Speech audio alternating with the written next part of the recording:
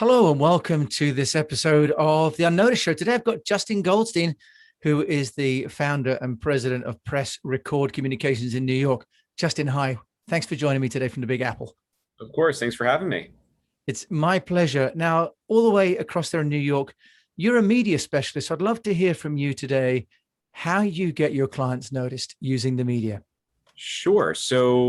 Again, thank you for having me. So I think one of the main ways that we do so is through what's called strategic media relations, which for the average person, it's a fancy term for publicity and pitching the media. So we take a very targeted approach to doing so by first finding what our clients' goals are. And then after doing that, finding media outlets that we think are going to be a fit, finding the right reporters or media contacts there that would be interested in covering our clients, and then working with those reporters, producers, whoever it might be, to coordinate a story that's going to either go into the thought leadership insights of an executive or a spokesperson, tell the company story, do a review of a product, for example. It really just depends on the client, but ultimately it's getting that media coverage that's going to help to support our clients' sales and marketing goals. And Justin, just how difficult is it to get media coverage for a client? So I think it really depends on who you're working with. I will say that the media landscape has changed and this has been happening for years, but newsrooms, their staffs are getting smaller. A lot of newsrooms and media outlets are getting acquired by holding groups or larger media organizations. And so the opportunity for traditional media, I would say, is getting a little bit smaller, but that's actually created some new opportunity where reporters have, let's say they've been laid off or they've left their prior publications, they've gone off and started their own podcasts or their own newsletters, or you have a site like Substack where anybody essentially can be a reporter at this point. So I think the definition of what's considered media from the traditional sense has definitely changed. And there's a lot of opportunity out there. It really just comes down to putting in the effort to finding who those people are and who the right fit is. Justin, take us through the process that you have at Press Record, because companies come to, me at East West and they want to get into the media, but there's often some work we have to do to help them to get ready for that. Can you just take us through your process? I'd love to hear how you're getting that done. So it really comes down to what the goals are of the organization. I've actually started to talk a little bit about this, where I think there's a slight challenge when it comes to putting together public relations programs for some firms and more specifically media relations firms, where what I call 30,000 foot goals are established, meaning somebody might say, yeah, I want to get on national television. And it's like, okay, well, what does that mean, right? Meaning, do you want to be on more of a CNBC Squawk Box kind of show, or do you want to be on more of the Today Show? So you really have to try to go around and dive deeper into those 30,000 foot goals. You have a really good understanding of who exactly you want to speak to, the story that you want to tell, and what kind of coverage you want to see. So that's the first part. And then after that, we come up with a roadmap for developing pitches, identifying who the target media are going to be, and then actually going out and emailing and calling reporters or whoever the right contact is to try to get those opportunities for our clients. But it really, really does start with understanding at a macro and micro level what those goals are, so you can really make sure you're getting the right coverage. Okay, and those goals are tied into business goals, or are they really marketing and branding goals? I think that the 30,000 foot goal that I was mentioning is more so from the media perspective, but it does play into the business goals as well. Because the thing is, if you're looking to talk to more of a business audience strictly, but you're going on the Today Show or let's say a local TV or radio station, it's not going to be, the Today Show is great, right? And everybody wants the Today Show, and it's only going to help you to get the Today Show. But if you really want to drill down and reach a specific audience, it's not going to help as much if you're looking to reach a business audience as going on Bloomberg Radio, CNBC TV, Fox Business TV. So it all ties together. And I think you have to understand who your audience is and who you're talking to the most. That's the number one key, I would say. That's really useful, Justin. Now, once you've got that 30,000 foot plan, tell us about the roadmap. From a practical point of view, what do you put into that roadmap? And is it an Excel spreadsheet? Is it some software you use? How do people do that from a practical point of view? I try to keep it as simple as I can, because there are a lot of firms out there that put together detailed presentations for proposals or detailed roadmaps. I try to keep it as simple as I possibly can because I know the client's going to be busy. So what I do is I pull together an action plan that essentially goes over the key metrics for the campaign, the target media that we're looking to approach. And it's more of a sampling just so the client has a snapshot of what that might look like. And then some initial pitch ideas that could potentially work well. And then we build out from there. And after that action plan is signed off on by the client, then we go in and we start developing pitches and we send them to the client for review. And once those initial pitches are signed off on, we get started on outreach. Then moving forward from there, we typically try to taper off sending clients pitches because we don't want there to be a bottleneck or them to feel like they have to put in more effort than they need to, unless they want to. So it's really getting on the same page in terms of that initial plan and then moving forward from there. It's Justin. Can you explain a little bit more detail about the magical pitch document? Yeah. So it really depends on who you're pitching. But I think one of the key things to keep in mind in this day and age is that brevity is key. So when you're pulling together a pitch, the subject line should be straight to the point. You could put a little bit of creativity in there, but you don't want to go too far. You just want the contact to easily understand exactly what it is that you're pitching. And the body of the email should be the same. So I always start with an upfront note that says, hey, so-and-so, or hi, so-and-so, I know you cover XYZ and you've been reporting on this kind of story over the past couple of weeks. I'm curious if you're working on some additional coverage. And if so, I have this client that I think would be a great fit to talk about that and share some information in the pitch below. But brevity is really key. And I think it's also making sure that you have the right information in there that is actually going to get them to keep their eyes on the email. So it's getting an understanding of, okay, what kind of assets do they need? Do they need headshots? Do they need content like video or audio? So if you can mix and match and put all of that information in there, you'll have more of a chance of success. And I think, Justin, you've mentioned brevity, but a few things that you've reeled off, perhaps almost unknowingly, but absolutely key is one is the personalization of the email, right, that you've done. Another is that you've actually led your pitch with information about what they're writing about or covering already, not about your client, from the sounds of things. Correct. Yeah, absolutely. I should say that it really depends actually on what you are pitching. So I typically say if you're inviting reporters to events, a mass email is fine. They understand that you're trying to get as many people to go as you possibly can. And my experience has been that reporters are generally okay with writing back and saying, hey, I really appreciate the invite, but I don't cover anything related to this. They're less, I think, or I should say they're more understanding of it because they know you have to invite a huge press list to get people to come in the first place. But when it comes to pitching a story, that's where you really have to be personalized, because the last thing a reporter wants to see is that they're not being paid attention to. And it feels less special when they get your email. And also think about it like when you get a marketing email in your LinkedIn inbox, for example, right? It's like when you get an email that's like, hey, we can help you to solve XYZ problem, and this is more about our company and blah, blah, blah. It just doesn't feel real. So that's why you have to take the time to do it. But I think following an 80-20 rule, especially if you're on a time crunch, is good.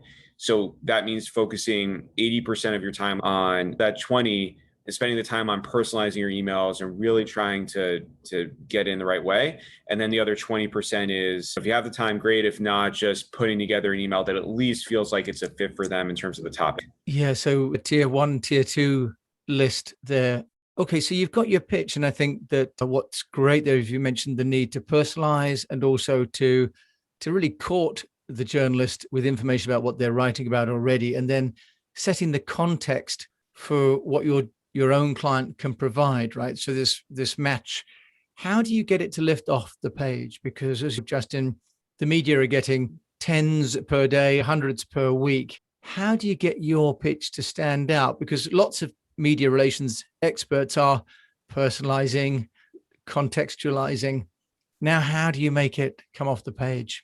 I think the brevity really is the first part, because that will help to set you apart from the report, from the people that are pitching essays, essentially. So that's number one. Number two, I would say calls to action are important as well. So if you're looking to have a reporter respond to you, frame up your email to basically say that, meaning You could say something like, would you be interested in connecting with so and so? Any input would be appreciated. Or can we schedule a call to discuss, right? Because then it puts into their head that there's an action they actually have to take. I mean, whether or not they take it is unpredictable, but at least it puts out there that you're looking for something in return. And if reporters have the time to read your email, they'll get that without you saying that. But most that are running at 100 miles an hour, if they don't see that call to action, they're going to be like, oh, I don't have to do anything with this. Like, I have 50 other things to do. I'll flag it for later, or I'll just move on and not even care. So that's why it's important that that call to action is in there. And do you ever use the diplomatic clause where you ask people to respond by a certain date or a certain time? If I'm pitching a story to the New York Times, I try to give a little bit of leeway because it's the New York Times. And if I'm pitching it, let's say a month or two in advance, then we have a little bit more buffer time to not start off with that deadline. So it makes it seem less, I don't know, just less awkward maybe, where you're asking like a New York Times reporter to get back to you by a certain time. It's the right thing to do, but I think you have to just assess what your timing is. But if it's not an exclusive, I typically don't. Okay, so if you're offering an exclusive, you give first time notice or a first come, first serve. Exactly. I might say if you could let me know within 48 hours, right? Because that gives them a day to read the email. Then and usually I'll say just feedback, right? Meaning I'm not expecting you to commit, but can you just give me, some kind of direction on whether you might pursue or not within 48 hours? That I think, yeah, because then you're not making it as pressure filled. They don't feel like they have to go to their editor and get sign off. Well, I think you've also raised up another good point about the fact that the journalist often has to get the approval of an editor before pursuing a story. And I think not everyone's aware of that, right? The journalist doesn't necessarily have the freedom to choose which they cover. So should you be aiming to get the journalist, or should you be aiming to get the editor or the publisher when you do a pitch? So I would say if you're pitching an op-ed or a byline, you're always going to go to an editor because reporters don't handle that. But if you're looking to get a story opportunity, it's better to go to the reporter because they can do a better job of selling it in than you. And I think if an editor hears from a journalist why they should pursue it versus a publicist, it's a totally different conversation. So I would recommend sticking with the journalist. Okay. And then we have to help the journalist, don't we, to sell it in. What about the follow-up call, Justin? Because we all know that media have got a lot of emails. Do you have a practice in terms of sending SMSs or WhatsApps or chasing people down on LinkedIn? What do you do for that? I think hitting the phone is the most important thing anyone pitching can do. Some reporters are gonna have an adverse reaction. Some reporters are going to be very fine and nice about it. It's much like sales. And I don't want to compare PR to sales, but it's similar in the sense that you don't know who you're going to get. And in this day and age where reporters are getting a million emails, it's very important to do that if you want to be persistent to get that opportunity, because then at least you can get some quick feedback and it helps to guide next steps. But I think hitting the phone is more important than messaging on LinkedIn, texting is part of the phone, but even texting, because you're having more of a real conversation, DMing on Twitter. The most important thing you can do is call. But not every reporter has a phone number. So I think the next step is that I would say LinkedIn, unless a reporter puts on their Twitter profile that you can DM them, I think LinkedIn is a little bit better because it's just in that professional setting. So I would go email first, then phone, then LinkedIn, and then you can see if maybe there's an opportunity to go on more traditional social like Twitter. But yeah, I can't stress enough how much I use the phone, especially for broadcast media. Oh, that's interesting. Yeah. Why do you think broadcast media is different to the other media? I don't think they're different in terms of whether they are open to phone calls, but they're much harder to reach on email than a traditional print online journalist. I think just because of the nature of a 24-hour newsroom, they're constantly sending reporters into the field, like fielding calls from the everyday person about a story. It's just a different beast. So I think that they just don't have as much time to respond to email. And they're also a little bit, I don't want to use forgetful, but it's because it's not, I don't think it's that per se. It's just that they're less apt to fully commit to something unless you get them on the phone, because they just lose sight of the emails and it just gets to be a cluster. Now, let's talk about the story that you help the client to build, Justin, because you talked about the pitch, but the client needs to have a good story. How important is storytelling, and how do you help clients to do that? What are some key elements? Yeah. So It really depends on the media, kind of media coverage that you're looking to get. It really depends on which avenue you're looking at storytelling. From a pitch perspective, I think storytelling is overrated personally. I think I think that it's more about just effectively communicating the kind of story you want to tell, but actually telling the story in the pitch isn't necessary per se. But as a brand, if you're looking to tell a story, it is very important because reporters have to understand who you are, what you do, and that is important to sealing the deal, I think, in terms of moving the story or the media coverage opportunity over the finish line. But when it comes to getting that initial reporter interest, I don't think going into a pitch from a storytelling perspective, as opposed to, hey, here's the story I've got to tell. What I mean is it's different because again, you have to have that brevity. So going into an entire detailed story in an email pitch probably isn't going to work as well as just giving the facts of what the story are. Okay. So when would you deliver that? So let's say you've got past the journalists, they're interested. Do you have a second wave of material that you send the journalist? How do you get them prepared for the interview or the opportunity? Yeah, so I think it depends on what the request is. If you're working with a broadcast outlet, there's typically a list of assets that work well, like headshots, B-roll, which is essentially pre-recorded video that relates back to the interview opportunity. Broadcast producers, for the most part, like suggested questions because, again, if they're running around like crazy, they don't have the time to think about it. In fact, like some even send a booking form where you fill out the questions in the form. So it's a little bit different than print online. I think print online reporters are more apt to not favor that because it makes it seem like you're doing their job for them. So I would say for print online, though, it really depends on what exactly the conversation is. And typically, unless they ask for something in advance, you'll send something as a follow-up. Like you might say, like your spokesperson, or if you are the spokesperson, you might say, oh, I remember like there's this great study that goes into this story. And they'll say, oh, can you send me the study after we get off the call? So I found that typically the assets or print online come after you're done with your conversation. One of the things that happens for many of us is we arrange an interview and then it doesn't happen for one reason or another. Clients, by and large, pretty disappointed, thinks it's the agency's fault, calls the journalist irresponsible and other words. How do you handle that, Justin, where the journalist can't make it for whatever reason, they postpone or cancel on you? So I think first it's communicating to the client this is normal and it just happens. And ultimately, if we want to build a relationship with the reporter, we have to let it go, right? We could complain to the reporter and say, how could you miss this? Can you please not do that? All that's going to do is create friction and it's not going to lead to a productive conversation in the future. I think the way to handle it with the reporter is to say, first, can we reschedule? And most of the time, if a reporter has committed to a conversation, if it's on the print online side, they're going to reschedule. So I typically don't even worry about that. But I would say the one key thing you can do is get an understanding of, would it be helpful for me to get the spokesperson schedule for you to find your availability within that, or vice versa? Because typically what I do when I'm booking an interview is I always ask for the reporter schedule up front first, because I think that lessens the chance that something like that is going to happen. But ultimately, if it does happen, you have to play both sides and be very understanding to both sides. Be very calm with the client and understand that they're frustrated because they took time out of their day with other meetings to do this. Understand that the reporter probably got pulled into something time sensitive and that's why they couldn't do it, because the reporter wants to have the conversation. They wouldn't commit to it unless they found some value in it, right? So it's not like they're doing it because they just feel like it. Usually it's a good reason.